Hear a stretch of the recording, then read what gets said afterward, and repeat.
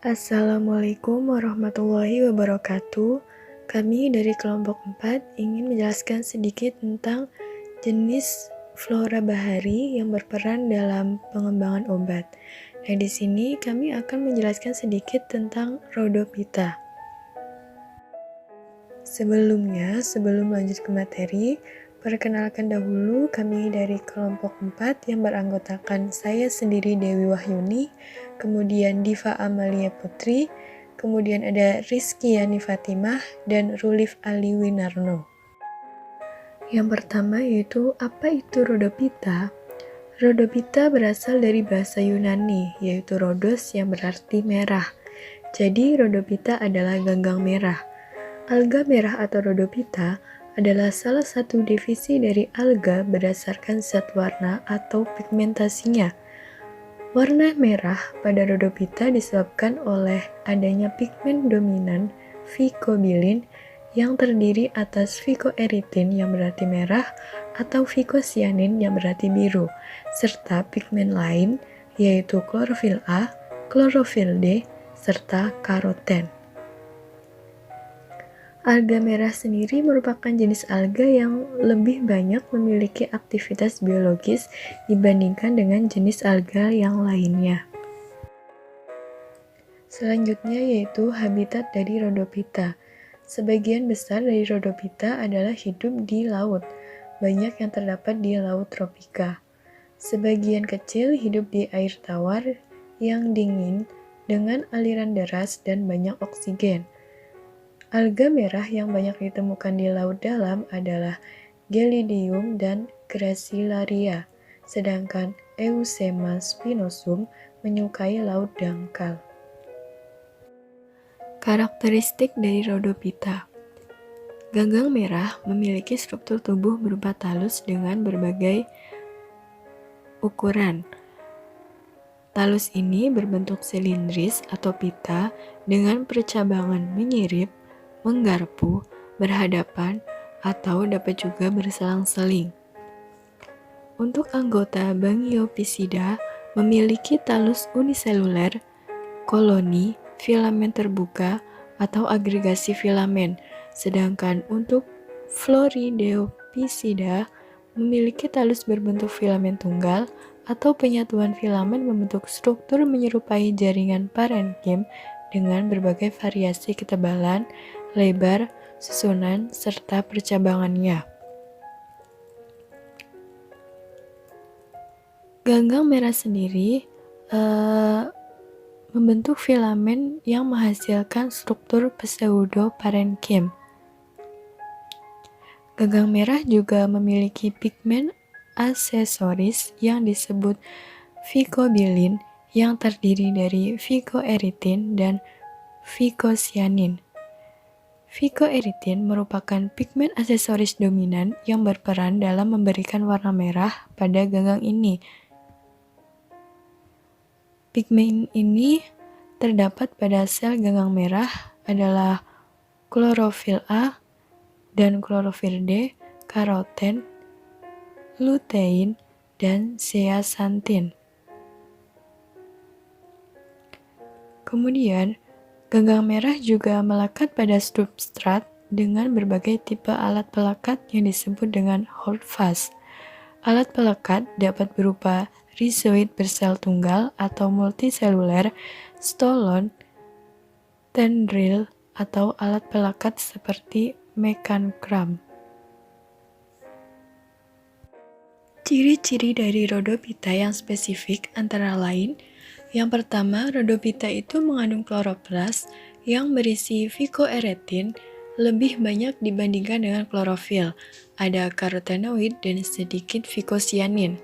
Yang kedua, kebanyakan hidup dari Rhodophyta itu hidup di air laut, yaitu air laut dalam yang hanya dicapai oleh cahaya bergelombang pendek. Yang ketiga, Rhodophyta itu bersifat autotrof, tetapi ada juga yang heterotrof. Untuk yang heterotrof itu tidak berkromatofora dan hidup sebagai parasit pada ganggang lain. Yang keempat, hasil asimilasi berupa tepung Florida yang mirip dengan glikogen. serta fluoridosida yaitu senyawa gliserin dan galaktosa. Kemudian yang kelima adalah dinding sel dari Rhodophyta itu terdiri atas selulosa yaitu yang berada di sebelah dalam dan pektin berlendir yang berada di sebelah luar. Yang keenam, bentuk talus beraneka ragam dengan jaringan tubuh yang belum bersifat parenkim tetapi hanya berupa plektenkim. Kemudian yang ketujuh, untuk reproduksi dari Rhodophyta itu reproduksi aseksual dengan spora dan reproduksi seksual dengan cara oogami. Spora atau gamet tidak berflagel, jadi tidak dapat bergerak dengan aktif. Selanjutnya ada taksonomi Rhodophyta, divisi Rhodophyta, kelas Rhodophyceae, ordo Ceramiales, untuk famili Rhodomelaceae dan Spiridiaceae. Genera dengan famili Rhodomelaceae ada Amansia dengan spesies Amansia glomerata. Dan untuk genera dengan famili Spiridiaceae ada Spiridia dengan spesies Spiridia filamentosa. Selanjutnya ada ordo Corallinales, memiliki famili Corallinaceae dengan genera Amphiroa dan Mastopora. Spesies untuk genera Amphiroa ada Amphiroa rigida Lamoroux dan spesies untuk genera Mastopora ada Mastopora rosea. Selanjutnya ada ordo Nemaliales dengan famili Florideopsida dan Galaxarousea dengan genera Astinotricia dan Galaxaura. Spesies untuk famili Florideopsida ada Actinotricia fragilis Forskal. Dan spesies untuk famili Galaxauresea ada Galaxaura piculata Gelman. Selanjutnya ada ordo Gigartinales, memiliki famili Gracilariaceae dengan genera Gracilaria. Untuk spesiesnya ada Gracilaria edulis, Gracilaria gracilis, Gracilaria salicornia, Gracilaria textori, dan Gracilaria verrucosa. Selanjutnya ada famili Soliericea dengan genera Eukema, memiliki spesies Eusema denticulatum. Untuk famili Hypneaceae memiliki genera Hypnea dengan spesies Hypnea spinella, dan untuk genera Laurentia memiliki spesies Laurentia papillosa. Selanjutnya ada sistem reproduksi dari Rhodophyta. Ada seksual dan aseksual. Pertama yang seksual, reproduksi seksual terjadi melalui pembentukan dua anteridium pada ujung-ujung cabang talus. Anteridium menghasilkan gamet jantan yang disebut dengan spermatium. Gametangium betina disebut corpogonium. Inti sel telur terdapat di bagian bawah yang membesar seperti botol. Spermatemium mencapai trikogen karena terbawa air atau pergerakan secara pasif. Spermatium kemudian melekat pada trikogen. Setelah dinding perlekatan terlalut, seluruh protoplasma spermatium masuk dalam carpogonium. Setelah terjadi perembuahan, terbentuklah sumbat di bagian bawah carpogonium yang akan memisahkan carpogonium dengan trikogen. Zigot, hasil pembuahan, akan membentuk benang-benang sporogen yang disebut dengan carpospora yang memiliki satu inti dan satu plastisida. Carpospora ini mula-mula berkecambah menjadi protalium yang akhirnya tumbuh menjadi individu baru lengkap dengan alat-alat generatifnya. Selanjutnya ada reproduksi aseksual. Reproduksi aseksual terjadi dengan membentuk tetraspora. Tetraspora akan menjadi gematangium jantan dan gematangium betina. Gematangium jantan dan betina akan bersatu membentuk carposporofit. Carposporofit kemudian menghasilkan tetraspora.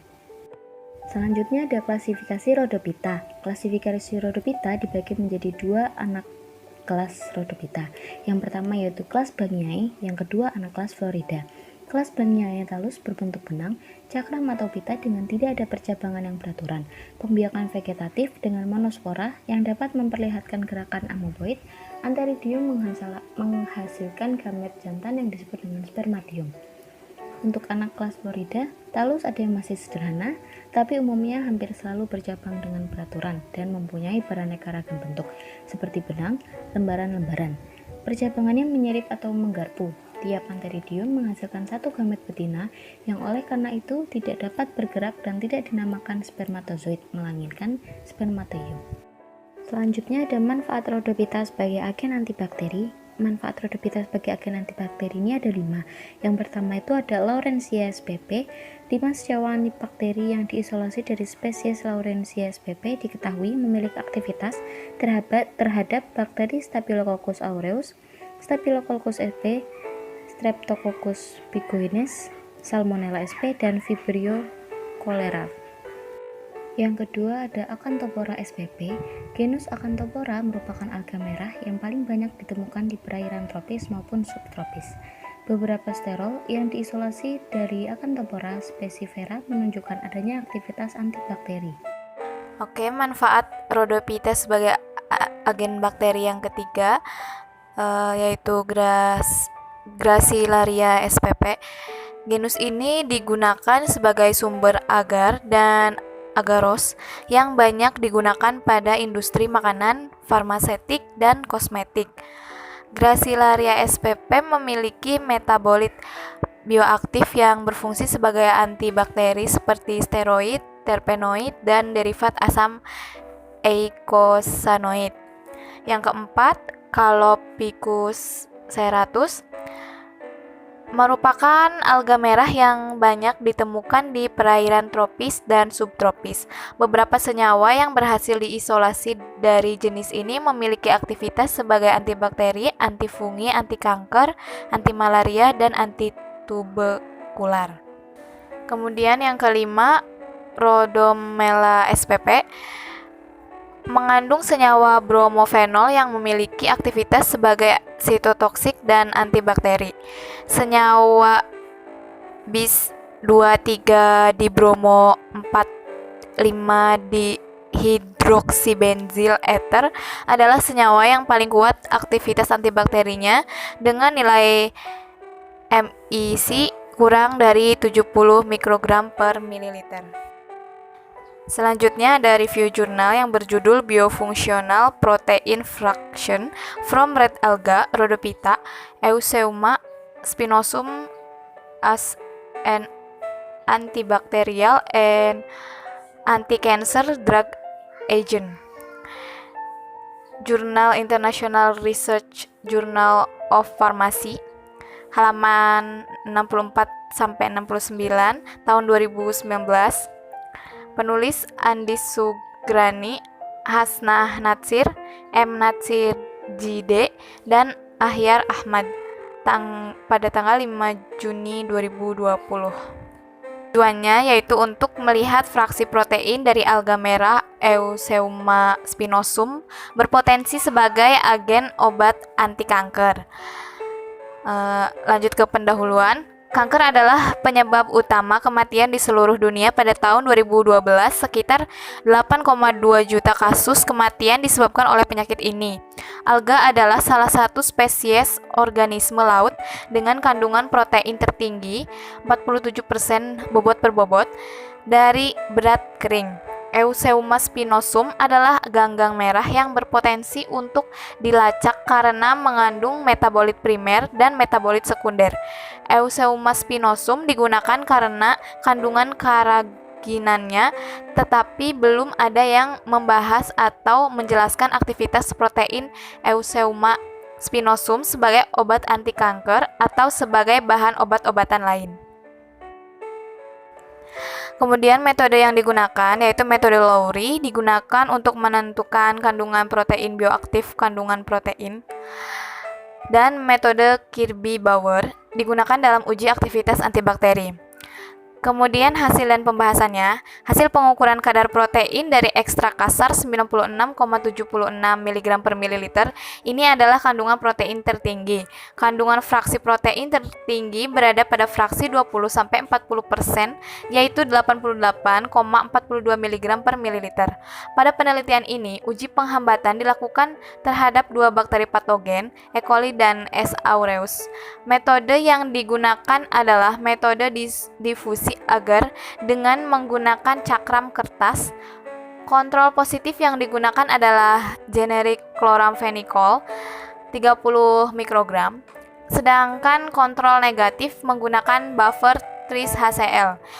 Zona penghambatan menghasilkan fraksi protein ganggang merah Eusebia spinosum pada kedua bakteri uji setelah 24 jam dan 48 jam. Ya, di sini tabel menunjukkan bahwa semua fraksi protein dapat menghambat pertumbuhan bakteri E. coli dan S. aureus. Ini ditunjukkan oleh zona bening di sekitar cakram kertas. Aktivitas antibakteri terkuat ditemukan pada fraksi 0-20% F1, kode F1, dengan diameter zona hambat 9,09 mm untuk bakteri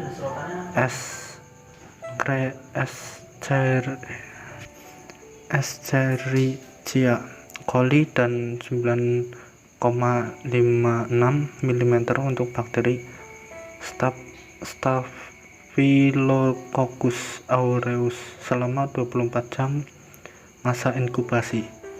Dan setelah 48 jam masa inkubasi, semua diameter zona hambat fraksi protein berkurang terhadap bakteri E. coli dan S. aureus. Aktivitas penghambatan fraksi protein ganggang merah Eusebia spinosum dianggap tidak efektif sebagai agen antibakteri.